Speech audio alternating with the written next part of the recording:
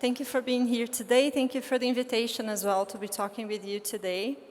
As our presenter said, I'm part of Zoom, which is a platform that has basically changed the way that we communicate with each other, the way that we connect with people, right? I will touch on this in my presentation. But overall, my communication today with you is all about innovation, how we can use innovation to improve our HR processes, to improve our teamwork, to improve the way that we work, and that's basically what the future holds for us, right?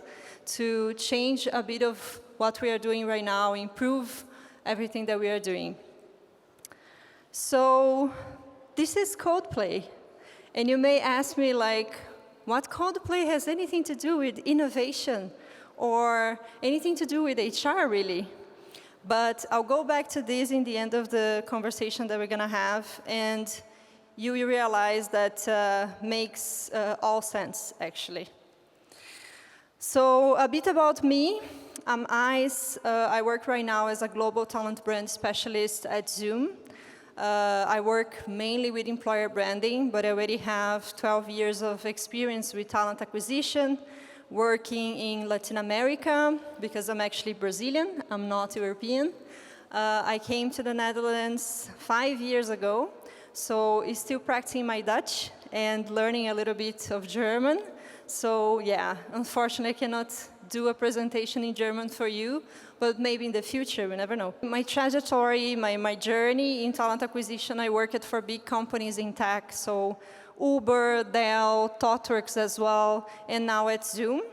And I'm a firm believer of discussing mental health in the workspace as well, as I have my background in psychology. And also a firm believer of innovation and bringing practices from different areas that we never thought possible to HR, to recruiting, to all aspects that we work with. So for our agenda today, we're going to talk a bit about our current moment, right? Especially after a pandemic that we don't even know if it's completely over. Innovation as well, a bit of processes, how we can create processes that are improving our HR tasks, our HR projects. More into recruitment, events, and then I'll touch into Zoom. Obviously, I'm not going to do a pitch about my company, but they are all about events. We're going to talk also more into teamwork, how that relates with the connection that Zoom can bring and other technologies can bring to that, and conclude a bit of our chat today. Now we see pandemic, right? So the new normal that everybody has been through. It's basically significating a different way of working. So people have, during this process, understood that work is just part of who they are. It's not fully their identity. And that's a big change. I think that's one of the most important changes that we've seen during these 2 last years. Consequences of this, right? So employee engagement. We saw a decline in productivity.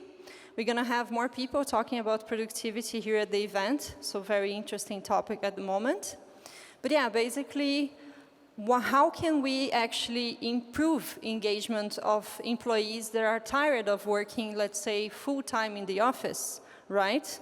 How can we improve their engagement throughout their careers and everything that everything that they want for their careers as well? How can we provide that to them? Well-being as well. Are we really okay after a pandemic that so many people died?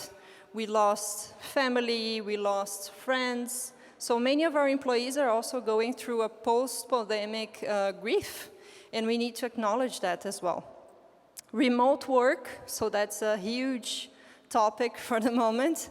So what can actually bring us, right? Is it really helping or actually making social interactions more difficult? Also, taxation is a big problem there. If you have so many people working from different places, how do you manage that?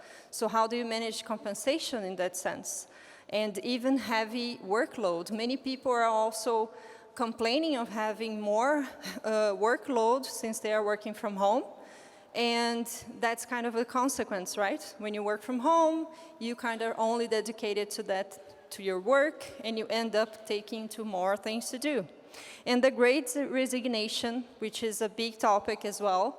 We had so many people during the last 2 years resigning from their job, especially because they have resignification of what work represents for them.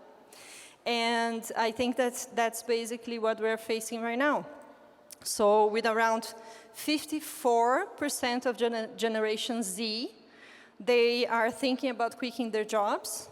41% of the entire global workforce is also taking into account different offers, different opportunities, and how can we work as HR, not to retain our employees, but also to think about ways of improving their experiences inside of our companies. And there comes innovation. I think that's the answer for all the consequences we've been through, enduring, let's say, through these 2 years of pandemic. And it's a lot about improvement. So it's not only creating a new product, right? It's, let's say, easy to have an idea, create a new product, think that this can solve everything. But innovation is much more than that. Innovation is actually taking something that you already have, a process that you're already working with, and modifying that, improving that. So we see types of innovation, right? So radical innovation, for example, we have the project that Google implemented, which 20% of their workforce could actually be choosing. They could choose their work time to 20% would be basically working in different projects inside of the company and learning from different areas. That was kind of a radical innovation that they implemented, and it was really successful. Incremental innovation as well. So surveys, for example, the Great Place to Work survey is an incremental innovation. It's to really understand how is the situation for our employees, how are they feeling, what they think about the company. And that's really important as well to understand what are the experiences we're providing and how they are receiving that. Innovation is basically our only way to ensure long-term economic and human welfare growth. I studied this professor from the University of Toronto. He's a specialist in innovation.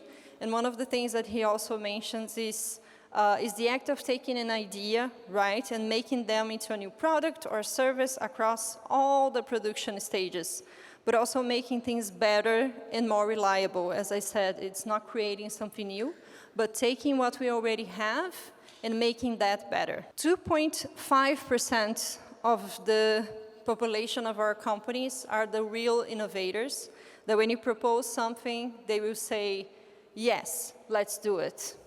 10% are the ones that are like, maybe accept that.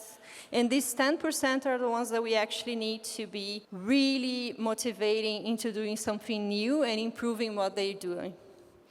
This I took also from the diffusion of innovation, which is a theory quite old, I would say, but it works every day in any kind of project, new project that you're doing. Processes then, how can we involve this 2.5%, involve the 10% that are a bit maybe into innovation? How can we involve them? I think it's also bringing into their workday a lot of what is in the market, what we see that can definitely improve their lives.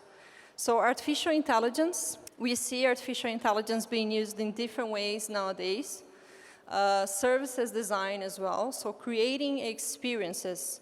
We no longer have an HR that can just create processes. We need to create experiences for the people who work with us. And then more into artificial intelligence then, it's using tech in our favor, right? It's a bit scary, it is. Like the picture I just added to the presentation is from Sophia. She's a robot that basically responds to every question you ask her. That's pretty crazy. But she exists, and more of her kind will exist in the future. And AI can definitely help you monitoring the performance of your employees, can help you into programs of well-being, can help you in training programs, can definitely help in the first stages of a recruitment process, automating that process and making the process more reliable, faster, and giving you the answers right away, let's say, of skill set, something like that. And services design, that's something I am personally really passionate about. Services design can be used in any process, in anything that you are actually building in your company. And it's summarizing, it's a way of really creating the user journey. So creating a process that really focuses in the user, not only in the process in itself, but in the user, the final user. And Blueprint is one of the frameworks that you can use.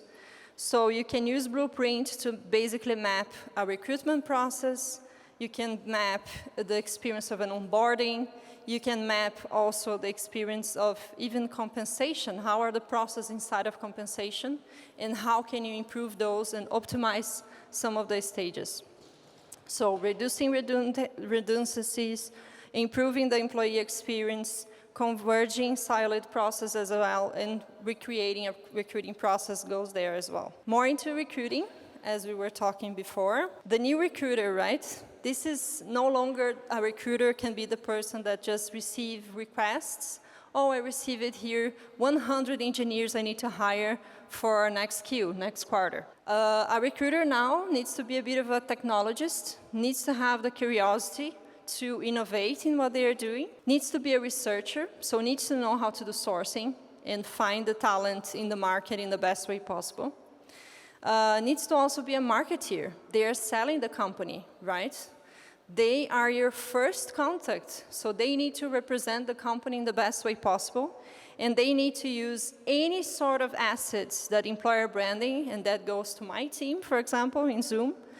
They need to basically use this to provide the best view of your company outside. So if you're participating in an event, if you actually have some ideas in terms of processes as well, they need to come to employer branding and engage us in that. More into agile recruiting.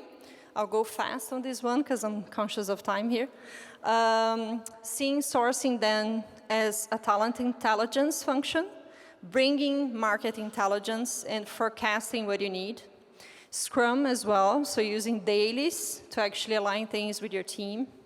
Kanban, using processes very methodically, so really build like a way of creating productivity and efficiency. Continuous delivery as well, so build a process that can be automated. Inception is also an interesting topic. We can use Inception, which is basically for project management, into recruiting, into any processes that we need to create for HR. Headcount planning, new recruitment process, defining a persona, that your persona can be your employee or can be also a candidate that you're hiring, and team building as well. More into events, and now talking about Zoom. This one I can really say that it's a whole platform, right? So we became actually more than just meetings. We now are a platform that counts with chat, with phone, and with Zoom events as well. So basically you can create an event inside of Zoom, and that can be a hackathon, it can be a virtual career fair, it can be also team building, education webinars, training and development, and even HR events totally embedded in the platform. And that's really cool for the future. We also have Metaverse now, and that's a huge new topic. I think we need like an extra hour just to talk about Metaverse. Because it was not created by Facebook. Everybody has this idea that Metaverse may have been created by Meta, but no, they are actually building, obviously, the Metaverse, but this is an old conception that was done even like by Microsoft in the past as well. And the discussion is really huge there, right? So we need to discuss, is that the best way to connect with teams? Isn't that going to be a problem in terms of social interactions? How is going to be to have a meeting only as avatars and don't have like the face-to-face interaction? That will be a tricky one, and we definitely will have this discussion many times. For teamworks, so we do have a lot of differences now in how we work as a team. So 16% of companies worldwide, they have now been fully remote. They are now fully remote. 21% of workers, they are willing to give up vacation time for more flexible working hours. And they also are preferring to be hybrid style. So how can we adapt our companies to be in this new era, right, of remote work, hybrid work? And there comes trust. So how can we trust someone that we never saw? I myself have a personal experience that I was only meeting my colleagues from Zoom 6 months after my onboarding, because I was working remotely all the time. And then how do you build this trust, right? We see that 1 in 3 employees, they don't trust their employer. This is rapidly changing, but definitely is a number that we need to be conscious of. And building trust is commitment, transparency, visibility. Be really bringing visible numbers of the company, values of the company, be very clear in your mission, right? I think that's one of the things that most help in this case, to really have people trusting you and really believing in what you believe. And then the conclusion, well, here comes Coldplay again. And it's everything related.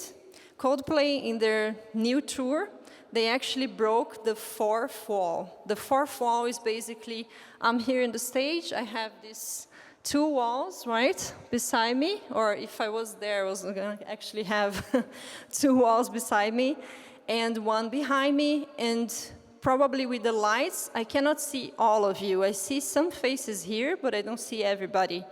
And that's basically what Coldplay changed in their new tour. They brought themselves close to people, to make it visible for them, the audience, so be really able to connect with people visually.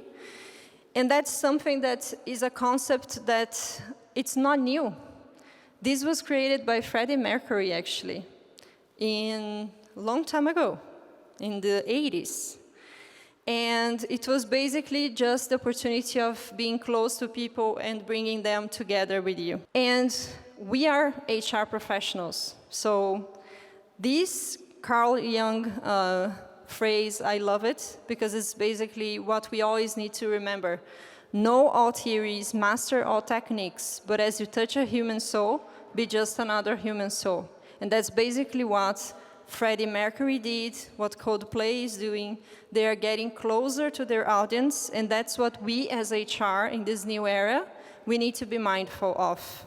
Be very close to people, understand their problems, bring them psychological safety, create an environment that thrives in diversity as well, so that can actually receive many different people and that they can work well together. And also no superstar in your team, right? We want to build a team that consists of people that can work well together as a team, not necessarily just one star. We can have many stars in our teams and really thrive through that. Thank you.